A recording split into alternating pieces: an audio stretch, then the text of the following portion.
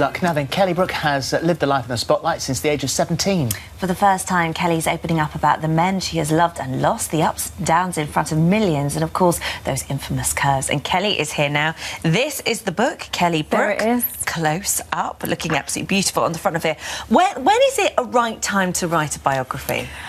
I was really surprised when I was approached to do it, and I never really reflect on many things. I'm always, moving forward. I never really dwell on things. I never really celebrate things. I find that my life's so fast-paced. And I guess when I actually sat down and thought about the different relationships I've had, my upbringing, where I started and where I am at now, I realised it is actually quite an incredible, interesting journey. And I thought, and it seems that there seems to be so much written about me all the time that's so inaccurate. So I sense that there was an appetite to know more about my life and my choices and what I do. It makes more exciting stories than probably some of the stuff they've made up. Well, this is the thing. I think, but I've always enjoyed that. I've never really been one to want to prove anyone right or, have my own say on things. Whenever I've been fired off a show or a relationship hasn't worked out, I never really kind of, go to the newspapers and sell my story and I want to get my point across. I just kind of have some dignity and move on. And I felt that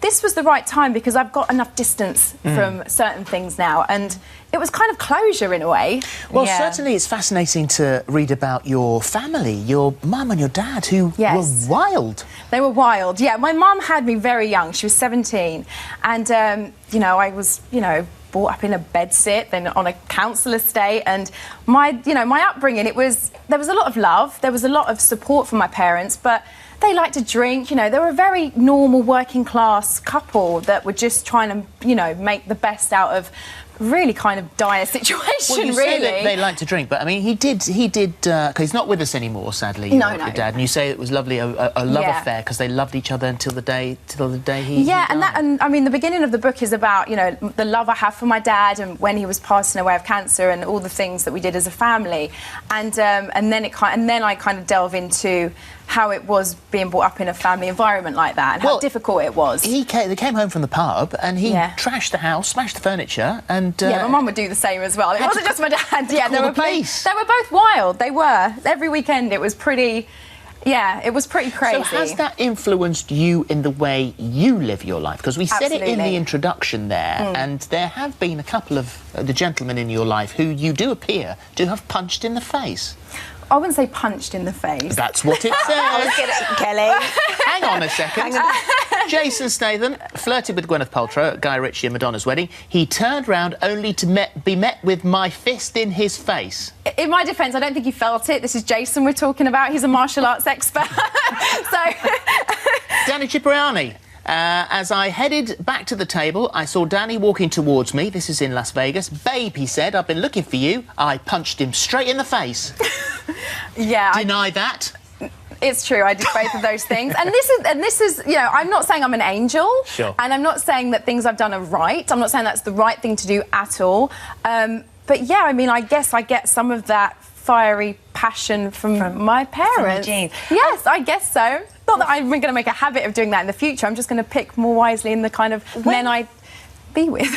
when you read through the book, and obviously you talk about the different men in your life, and I was trying to work out whether you are lucky in love or really unlucky in love. Well, I think most of my relationships that have been played out in the media were never supposed to be forever things. I mean, I never wanted to settle down in my 20s. I never ever said that to anyone. So, these are just relationships and experiences I've had. And, there's only one time where I really thought I'd met somebody and then tried for a baby and that didn't work out. And then I tried again and it didn't work out. So it's not like I haven't tried to settle down and have a family, but I just feel that now I've got so much distance from all that I'm older, I'm wiser, I'm able to make better choices. But yeah, I guess, I don't know why I've had such volatile relationships that haven't worked. But like I say, maybe they were never supposed to work. Everything's for a reason, isn't it? Well, I don't have any regrets. What about David then? How is he? Obviously, he'll have read this. Well, now, David, I've met actually. He'll know when to duck. These are big men that I go out with. I mean, they're not gonna look at me. I mean, I can't exactly do a man any damage. There he is. Bless him. No, he's lovely. And you know what? I wrote this book way before I met him, so he was well aware it was coming out. And I was single when I wrote the the book, so it was actually I had clarity, you know, I was able to be fair and just be honest, really. I just wanted to be honest, and I wanted women to, I don't know, maybe relate to certain things. I think sometimes they see the certain persona in the media and they think, oh, well, it's lucky, you know, it's easy for you and it's, you know, you probably are very privileged and whatnot. And actually, it hasn't been easy at all. You know, I've worked really hard for everything I've got. I'm, you know, successful in business. You know, I travel internationally and work really hard. And I've never taken anything off anyone. No one's ever given me, you know, a hand up and if anything, you know, I've had a lot of struggles in my career and stuff. And well, that's what I was going to touch on that, because obviously you got the big breakfast. How old were you? You were really young when you first got the big. You were 18 years old, and that was a lot because you came off the back of the sort of Denise Van Outen period where those two were kind of like absolutely storming it at breakfast time TV, and then you stepped in very, very green, very new to it, and weren't there very long and very publicly lost your job from that. Yes, yes. Tough to deal with. It was tough, but I mean, it kind of... I've always wanted to do lots of different things. You know, presenting was never something was my passion. I always wanted to be either a dancer or an actress. That was really my passion, and that's what I went to Italia Conti and trained to do. And from a young age, I said to my mum, look, if you can just support me in that, which she did, then, you know, I promise you, you know, you'll have no regrets. And, you know, my parents, you know, they remortgaged their house to send me to, like, a performing arts school. They really sacrificed an awful lot.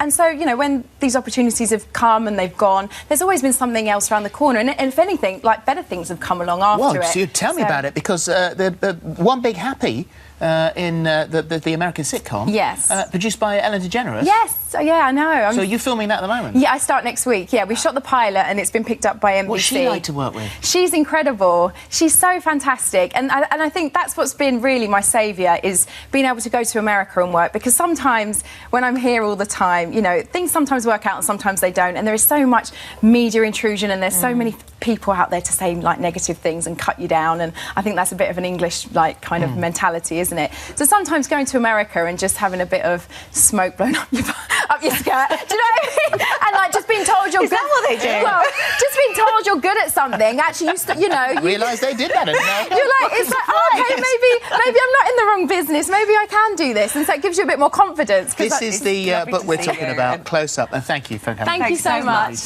Very funny. Right, on tomorrow's show, we're joined by Neighbours matriarch Susan Kennedy.